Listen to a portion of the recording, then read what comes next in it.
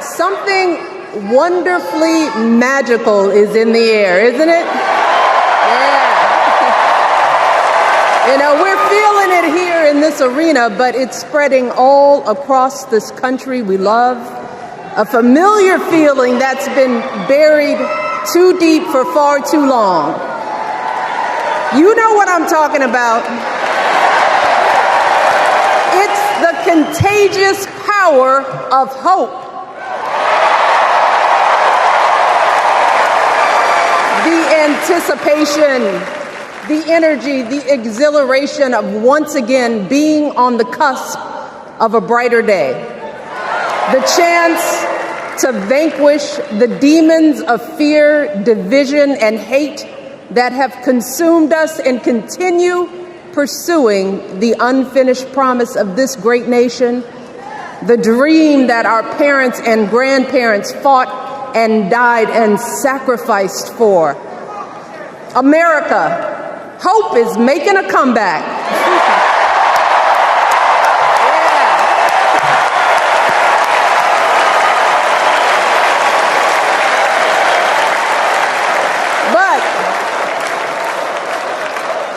To be honest, I am realizing that until recently, I have mourned the dimming of that hope.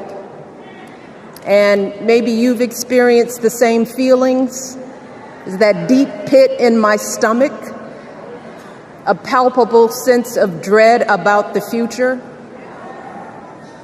And for me, that mourning has also been mixed with my own personal grief. The last time I was here in my hometown was to memorialize my mother, the woman who showed me the meaning of hard work and humility and decency, the woman who set my moral compass high and showed me the power of my own voice. Folks,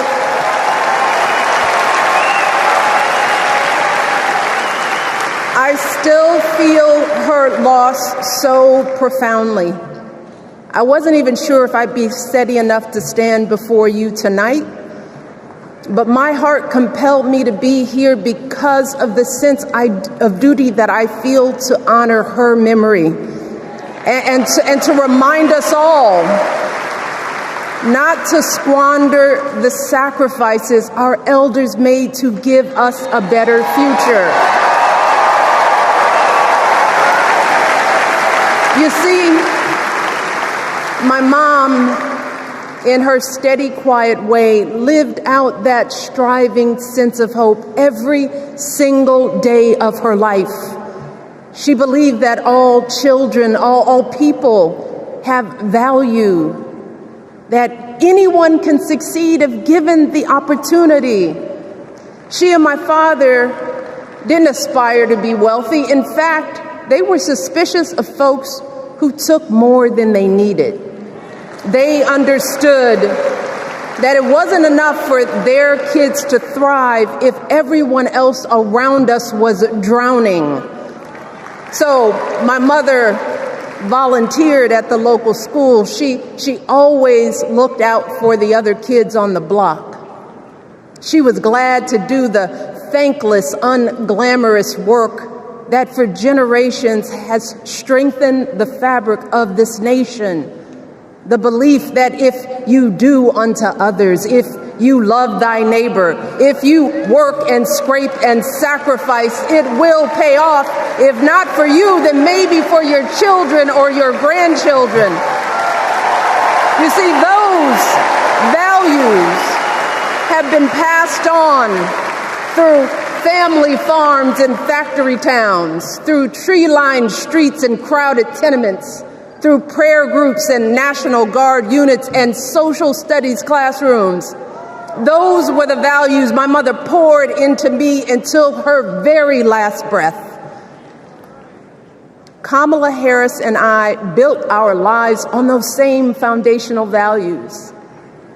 Even though our mothers grew up an ocean apart, they shared the same belief in the promise of this country. That's why Her mother moved here from India at 19. It's why she taught Kamala about justice, about the obligation to lift others up, about our responsibility to give more than we take. She'd often tell her daughter, "Don't sit around and complain about things, do something."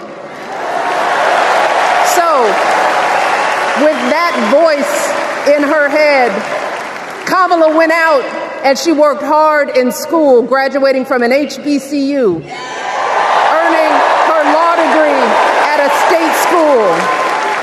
And then she went on to work for the people, fighting to hold lawbreakers accountable, strengthening the rule of law, fighting to get folks better wages, cheaper prescription drugs, a good education, decent health care, child care, elder care. From a middle-class household, Kamala worked her way up to become Vice President of the United States of America. My girl, Kamala Harris, is more than ready for this moment. She is one of the most qualified people ever to seek the office of the presidency. And she is one of the most dignified. A tribute to her mother, to my mother, and to your mother too. The embodiment of the stories we tell ourselves about this country. Her story is your story. It's my story. It's the story of the vast majority of Americans trying to build a better life. Look, Kamala knows, like we do, that regardless of where you come from, what you look like, who you love, how you worship, or what's in your bank account, we all deserve the opportunity to build a decent life. All of our contributions deserve to be accepted and valued. Because no one has a monopoly on what it means to be an American. No one.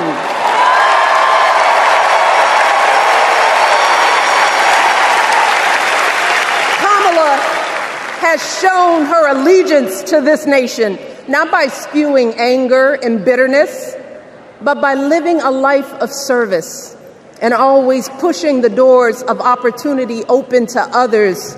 She understands that most of us will never be afforded the grace of failing forward. We will never benefit from the affirmative action of generational wealth.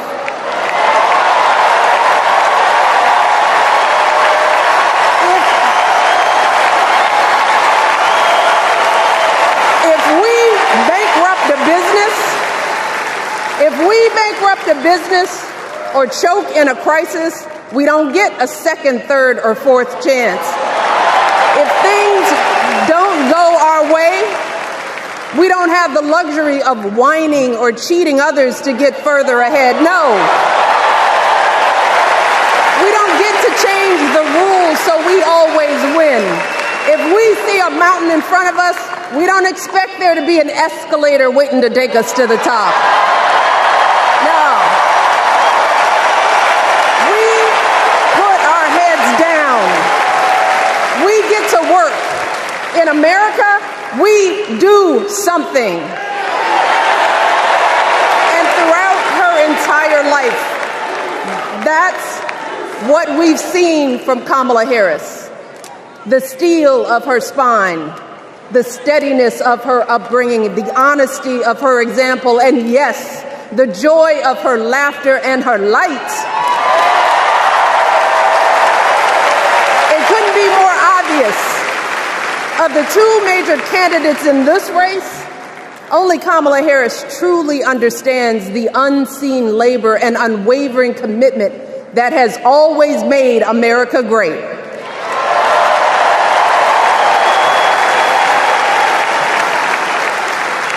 Now, unfortunately, we know what comes next. We know folks are going to do everything they can to distort her truth. My husband and I sadly know a little something about this. For years, Donald Trump did everything in his power to try to make people fear us. See, his limited, narrow view of the world made him feel threatened by the existence of two hardworking, highly educated, successful people who happen to be black.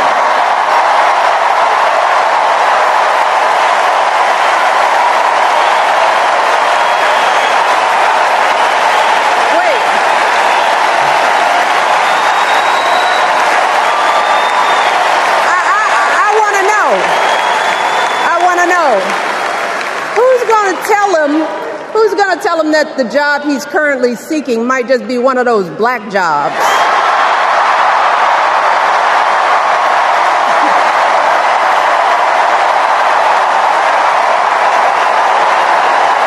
Look, it's his same old con. His same old con. Doubling down on ugly, misogynistic, racist lies as a substitute for real ideas and solutions that will actually make people's lives better. Look, because cutting our health care, taking away our freedom to control our bodies, the freedom to become a mother through IVF like I did, those things are not going to improve the health outcomes of our wives, mothers, and daughters. Shutting down the Department of Education, banning our books, none of that will prepare our kids for the future. Demonizing our children for being who they are and loving who they love, look, that doesn't make anybody's life better.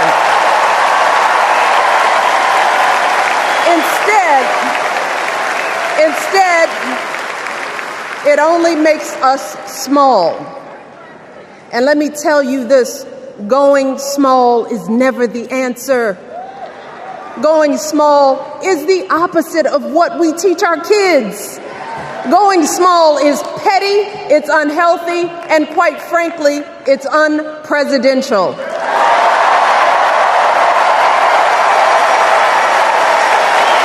So, why would any of us accept this from anyone seeking our highest office? Why would we normalize that type of backward leadership?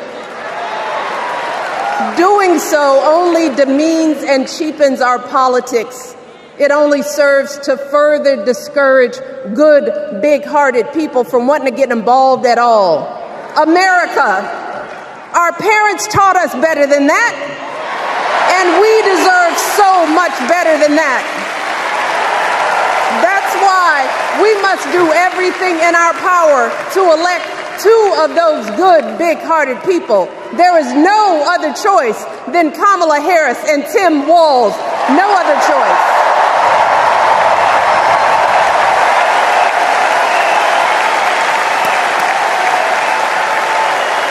But as we embrace this renewed sense of hope, let us not forget the despair we have felt. Let us not forget what we are up against. Yes, Kamala and Tim are doing great now. We're loving it. They're packing arenas across the country. Folks are energized. We are feeling good.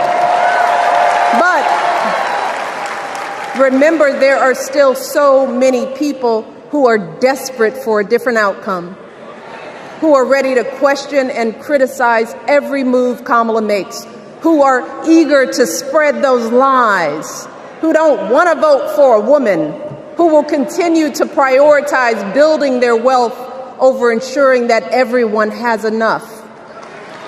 So no matter how good we feel tonight or tomorrow or the next day, this is going to be an uphill battle. So folks, we cannot be our own worst enemies. No. See, because the minute something goes wrong, the minute a lie takes hold, folks, we cannot start wringing our hands. We cannot get a Goldilocks complex about whether everything is just right. And we cannot indulge our anxieties about whether this country will elect someone like Kamala instead of doing everything we can to get someone like Kamala elected.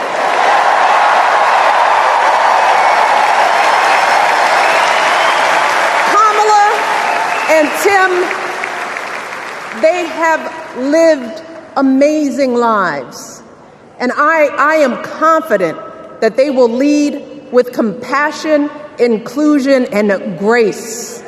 But they are still only human. They are not perfect. And like all of us, they will make mistakes. But luckily, y'all, this is not just on them. This is up to us, all of us, to be the solution that we seek. It's up to all of us to be the antidote to the darkness and division. Look, I don't care how you identify politically, whether you're Democrat, Republican, Independent, or none of the above. This is our time to stand up for what we know in our hearts is right.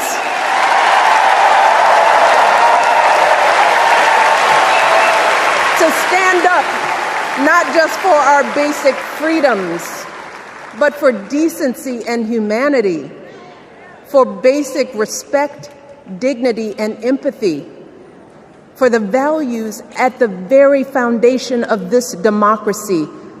It's up to us to remember what Kamala's mother told her.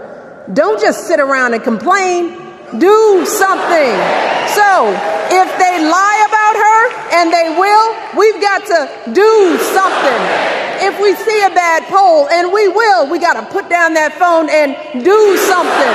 If we start feeling tired, if we start feeling that dread creeping back in, we got to pick ourselves up, throw water on our face, and what? We only have 2.5 months, y'all, to get this done. Only 11 weeks to make sure every single person we know is registered and has a voting plan. So, we cannot afford for anyone America to sit on their hands and wait to be called. Don't complain if no one from the campaign has specifically reached out to you to ask you for your support. There is simply no time for that kind of foolishness. You know what you need to do. So, consider this to be your official ask. Michelle Obama is asking you, no, I'm telling y'all to do something.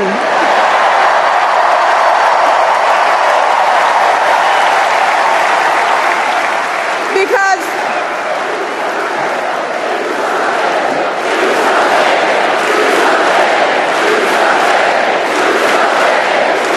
you all, this election is going to be close. In some states, just a handful, listen to me, a handful of votes in every precinct could decide the winner. So we need to vote in numbers that erase any doubt. We need to overwhelm any effort to suppress us. Our fate is in our hands. In 77 days, we have the power to turn our country away from the fear, division, and smallness of the past.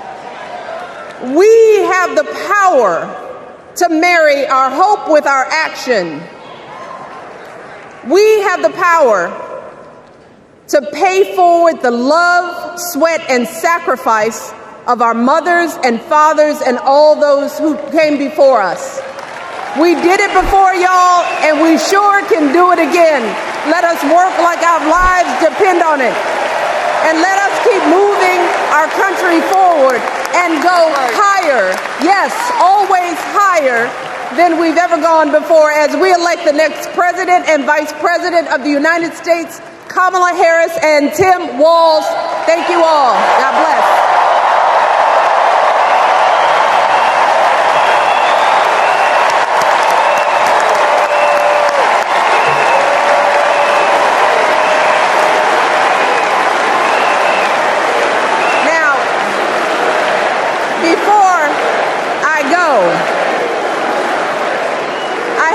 more job tonight.